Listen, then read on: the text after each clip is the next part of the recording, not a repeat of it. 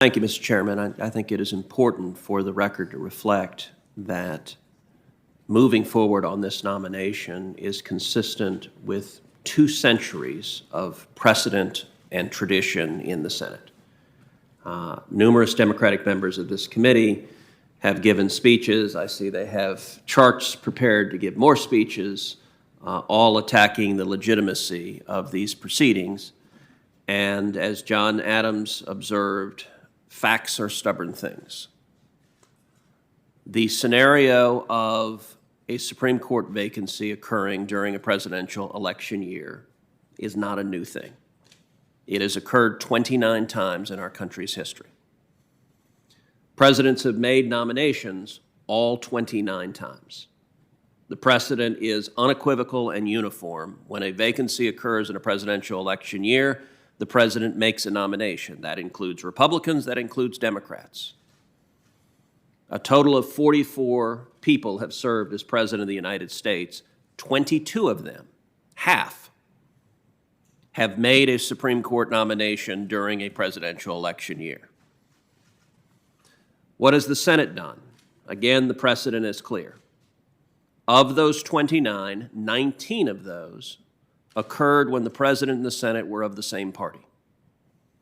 Of those 19, the Senate confirmed 17 of them.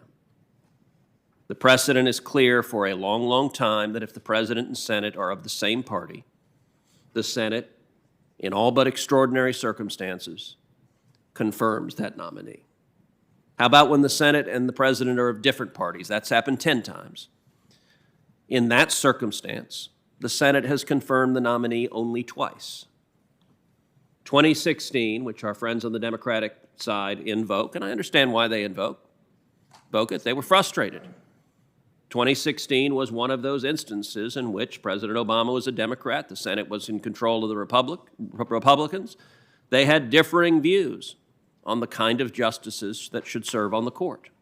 And so the election resolved those views. One example that has been pointed to, Senator Klobuchar just pointed to it, Senator Harris at the vice presidential debate previously pointed to it, was Abraham Lincoln. We are told that Honest Abe, the founder of the Republican Party, showed the example for why we should not be proceeding on this. I think it's worth noting that example misses a lot of the story. So Abraham Lincoln, in 1864, 27 days before the election, Chief Justice Roger Taney passed away. Roger Taney, by the way, had been the author of the infamous Dred Scott decision, an abominable decision of the Supreme Court. So suddenly there was a vacancy 27 days before the election. Senator Klobuchar and Senator Harris before her both pointed out the fact that Abraham Lincoln did not make a nomination in those 27 days. What both of them omitted was that the Senate wasn't here. The Senate had left. They had gone home. This was not the age of jet travel. This was not the age of commuting every weekend, jumping on a United flight. They were gone, and the Senate would not return until December.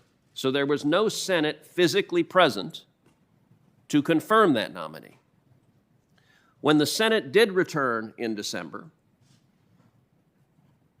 Abraham Lincoln nominated in December a justice to fill that seat, Salmon Chase, which the Senate confirmed the next day.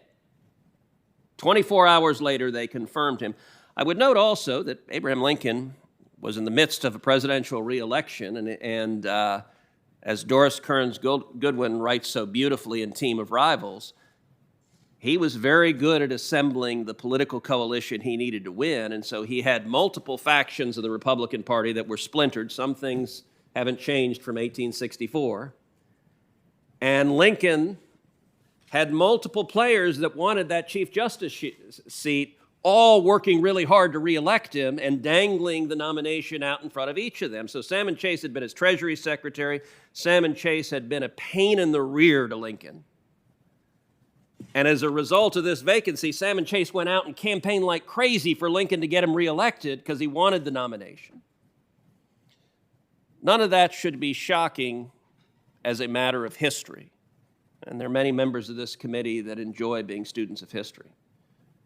But to suggest that that is somehow a precedent and that requires us not to fill this vacancy now is, well, I actually can't put it better than the Washington Post, who fact-checked Senator Harris on this claim.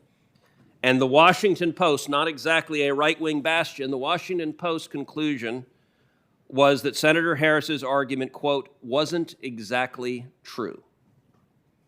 So I recognize that our Democratic friends wish a different president had been elected in 2016. I'm sympathetic to those arguments.